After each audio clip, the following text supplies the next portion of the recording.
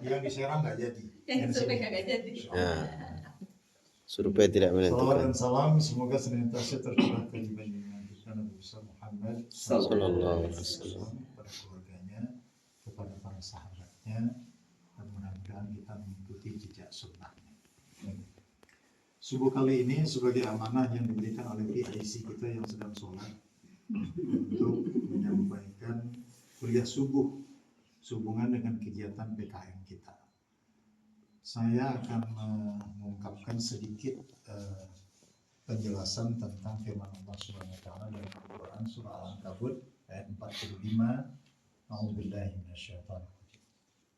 Utlu ma uhiya ilaika minal kitab.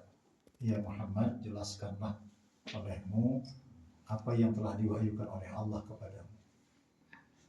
Wa aqimis shalah, dan tegakkanlah sholat. Jadi Allah Subhanahu wa taala memerintahkan sholat itu bukan hanya kepada kita tetapi lebih dahulu kepada para nabi dan rasul. Sebagaimana kita ketahui bahwa semua para nabi dan rasul itu melaksanakan sholat walaupun tata caranya yang berbeda-beda, dan yang paling sempurna itu adalah apa yang diwahyukan Allah kepada Nabi Muhammad SAW. Karena memang dirancang untuk akhir zaman. Jadi dia memang edisi yang lengkap, edisi yang sempurna.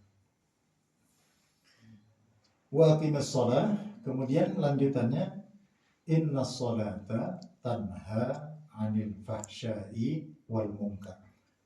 Karena sesungguhnya sholat itu mampu mencegah diri seseorang dari perbuatan keji dan mungkar. Wa la dzikrullahi akbar, dan yang paling afdal mengingat Allah itu justru di dalam waktu sholat.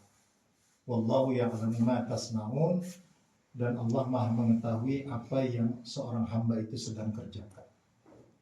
Di antara penjelasan terjemahan ayat ini, saya akan masuk kepada tanha 'anil fahsya wal munkar, yang mungkin berkaitan dengan tugas kita sebagai sivitas akademika Dikom, yang di sana ada diksi dakwah.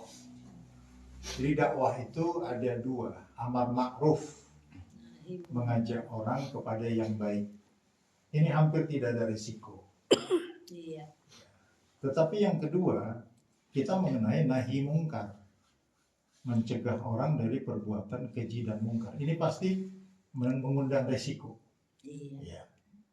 Tetapi ibarat sebuah pesawat, kalau hanya amar ma'ruf itu satu baling-balingnya yang berputar, itu malah beresiko. Pesawat itu bisa oleng, nggak seimbang. Jadi sebenarnya dakwah harus dilaksanakan amar ma'ruf nahi mungkar. Berhubung sekarang ini amar ma'ruf sudah banyak, maka kita akan sedikit mengulik bagaimana sebenarnya praktik nahi mungkar itu, mencegah manusia dari melakukan perbuatan keji dan mungkar untuk terciptanya dakwah. Ada ilustrasinya Bapak Ibu yang mengatakan itu bukan tugas saya tidak melakukannya. Itu kan dia yang melakukannya. Sepanjang saya tidak melakukannya, saya cuek aja. Ternyata kedudukannya dalam dakwah Islam itu tidak begitu. Iya.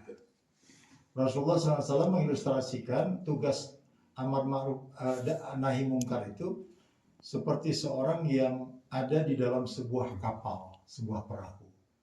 Katakanlah 10 orang yang berada di dalam kapal itu. 9 orangnya itu baik-baik semuanya. Tapi ada satu yang agak jahil. Dia lubangi lambung kapal. Yang 9 orang tidak ada yang mencegahnya. Hanya membiarkan saja. Dengan alasan tadi, yaitu dia bukan saya.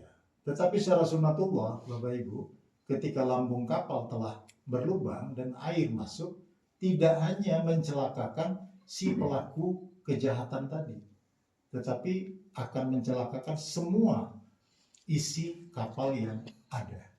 Jadi di Islam itu memandang bahwa tugas amar ma'ruf nahi mungkar itu merupakan tugas kolektif dalam masyarakat. Cuma di dalam surat An-Nahl 125 kita tidak sembarangan melakukan nahi mungkar itu. Ibnu Taimiyah mengatakan kalau nahi mungkar itu kita cegah malah justru dampaknya lebih buruk, itu harus dipilih cara yang paling baik paling kecil resikonya. Apa yang kita kenal dengan bil hikmah. Bil hikmah. Jadi seseorang yang tidak terus terang melabrak perbuatan kemungkaran itu ada pertimbangan-pertimbangan. Kalau Ibnu Taimiyah mengatakan seharusnya engkau bisa melakukan dakwah lifetime-nya lebih panjang, tetapi karena langsung melakukan tindakan, akhirnya dia ditangkap dan dia dipenjarakan. Akhirnya kegiatan dakwah itu terhenti. Ya, jadi itu pertimbangan-pertimbangan yang harus diambil juga bagaimana cara kita untuk melaksanakan nahi mungkar itu. Itulah bil hikmah. Kapan saatnya kita berbicara, kapan saatnya kita diam. Atau dalam istilah komunikasi, ada bahasa verbal, ada bahasa non-verbal. Atau yang kita sebut sebagai konsep bil hal. Jadi mungkin kita menunjukkan sikap, memberi contoh, mungkin seperti itu yang bisa kita lakukan. Karena pertimbangannya tadi, dampaknya itu akan lebih besar. Namun ada juga yang mengetengahkan sabda Rasulullah SAW. Man ra'a minkum mungkara. Siapa saja yang diantara kalian menyaksikan kemungkaran, falyughayyiru. Maka diubah, itu harus diubah. Biyadih, dengan kekuasaan.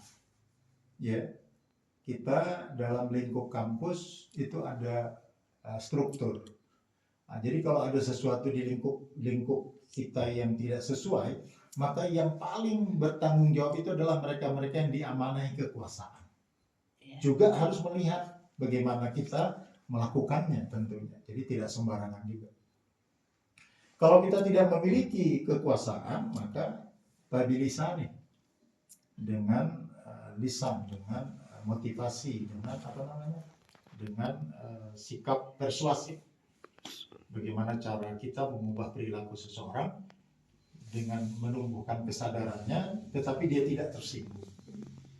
Baru yang terakhir, yang paling lemah itu adalah yang ketiga, pada qalbi, dengan mengutuk, dengan tidak setuju.